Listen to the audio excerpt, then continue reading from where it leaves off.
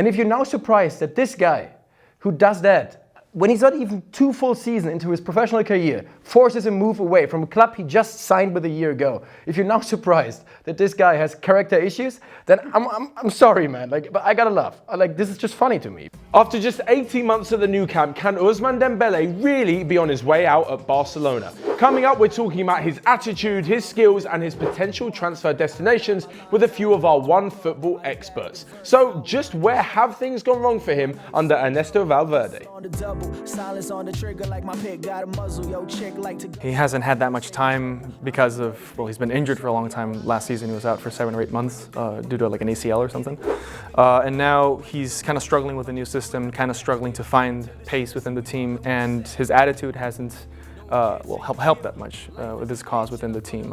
It's cost him minutes, the way he's handled his relationship with the club. He arrives late to training. The club is obviously mad at that. He doesn't really like that about him. And well, he did arrive with a hefty price tag on him, so obviously the expectation is quite high, and he's not delivering to the fullest. So, first thing you gotta say here, Ousmane Dembele, when I saw him start in the Bundesliga, is easily one of the most talented players I've ever seen in the Bundesliga. He's ridiculously gifted. The speed in which he fakes out players and everything is ridiculous. He has the potential to be an absolute world-class player. That's all given, okay? You don't have to talk about that. There's not a discussion for me. But if I hear from Barcelona that they're surprised that he has he's not showing up he's late for practice, he's late for match day meetups or whatever, I'm not surprised.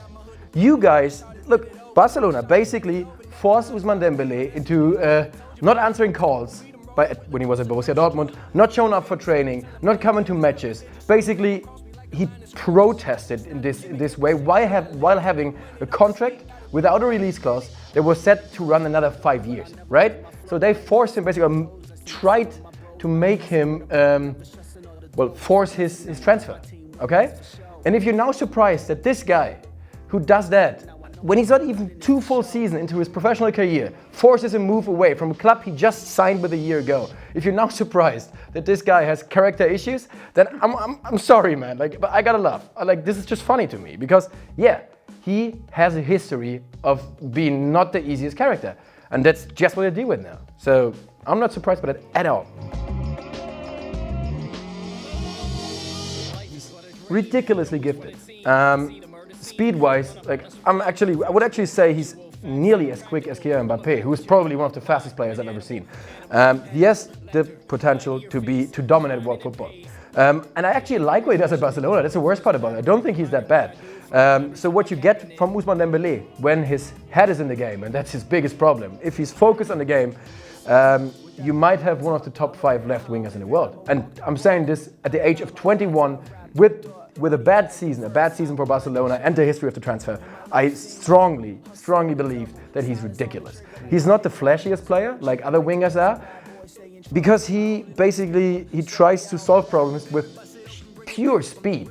So he's not gonna wait at the baseline and try to fake out 3 defenders. He's just gonna run past them. He's so quick, and coming with that agility and that speed, he just tears holes into defenses that at Dortmund in the Bundesliga, especially late in the season, when he found the confidence, which is very important for Ousmane Dembele. Then don't be fooled here. He always seems to be very full of himself, I'm the best player and I do what I want here. But he needs the confidence and he needs the trust from his manager. And if he has that, then he's an absolute brilliant winger. Okay, so we've set the stall out for Dembele and why he's potentially leaving, what he's going to bring to a new club, and so we come to potential transfer destinations. Today, I've got 3 Premier League clubs, and I'll be running through where I can see Dembele fitting in at each of them. Starting off with Liverpool. Now, the thought of Dembele to moving to Anfield is quite a difficult one to see, as the most they've ever paid for a player is 75 million, and that was for Van Dijk. Liverpool aren't exactly strapped for cash, but this could be a huge deal, especially if Dembele is to sit on the bench. Right now, we all know about Liverpool's front 3. Mane, Firmino, Salah. They're fantastic, and it's highly unlikely that Liverpool are going to be able to bring in someone who can directly replace them. So for me, this may bring about a change of tactic for Jurgen Klopp's men. I'm thinking something like Mane on the left still, but Dembele on the right, with Firmino dropping deeper into a number 10 role behind Mo Salah up front. We've seen over the last year that Salah pretty much is a goal scorer, so should be way up there. Firmino often drops off deep and is incredible at linking up the play, so could slot into the number 10 role nicely. Alongside this, Dembele could be tempted to move to Liverpool, as Jurgen Klopp knows exactly what it's like to develop some youngsters. He of course has a connection of Dortmund, and we saw the best of Dembele under Tuchel at Dortmund, someone who ironically learned from Klopp. So in some sort of roundabout way, the Dortmund connection could massively help if Dembele were to choose Liverpool. Second up, we've got the thought of Ousmane Dembele moving to Chelsea. Now, this one seems slightly more realistic from a financial point of view because Chelsea have definitely got the money. So when it comes to paying what Barcelona paid or paying Dembele's probably extraordinary wages, Chelsea have got that covered. However, I don't think they'll be as accepting into the team as maybe Liverpool would be. This is because Sarri has a definite way of playing football, and if you don't play it well, then you're probably going to be on the outside. We've seen this already at Chelsea, the fact that Willian, a previous player of the year at Chelsea, hasn't fitted in too well, but Ross Barkley, someone who definitely hasn't played much, has had a blinding start to the season. This means that Dembele either has to fit in or he won't ever play, much like what's happening with Valverde at Barcelona. Dembele's lack of defensive work or tracking back could be held against him, but what he offers going forward can more than make up for it. At Chelsea, I can see him lining up on the right-hand side. This is because Willian is definitely out of favour, and despite Pedro's fantastic start to the season, in his early 30s he's not going to be able to compete with an up-and-coming star, and World Cup winner I may add, like Ousmane Dembele. On the left-hand side, as mentioned before, Ross Barkley is in fantastic form, and I can definitely see him starting, and up top it'll be Olivier Giroud to hold things together. As for the rest of the midfield, well, the likes of Jorginho, Kovacic and Kante can't really be messed with at the moment, so a 4-3-3 with those three up top looks definite for Chelsea. He'll also be able to play with international teammates Olivier Giroud and N'Golo Kante, which will probably only help him settle in better into life in West London. And talking of London, but North London, not West, we come to our final club, and it's Arsenal. Let's face it was never really going to be Spurs with their spending history in recent times.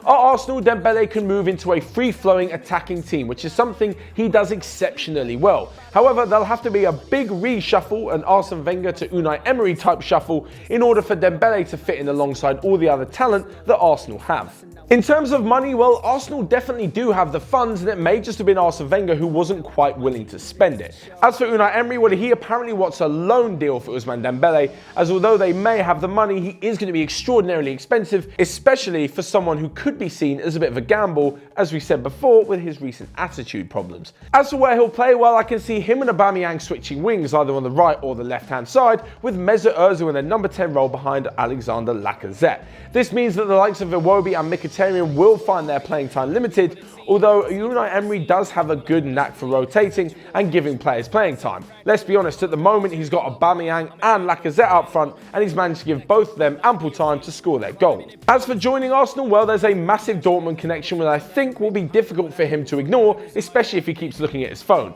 I'm sure the likes of Socrates, Aubameyang and Mkhitaryan will all have something to say about Dembele moving to North London, especially Aubameyang, who he had such a good relationship with a few years ago when Dembele was at Dortmund. So there you have it, 3 potential teams that Ousmane Dembele could join if he leaves Barcelona. But are they willing to take a loss, or will they stand firm and charge an extraordinary amount of money for an apparent 21-year-old who may have a few attitude problems? Regardless of this, we've seen that he is a fantastic winger and can definitely offer something to pretty much any team in the world. But what do you guys think? Let me know in the comment section below where you think Ousmane Dembele will end up. Liverpool, Chelsea, Arsenal, or even somewhere else. As well, don't forget to click right here to check out all the other videos we've got going on Onefootball. Smash the like button down below, and until next time, I'll see you guys later.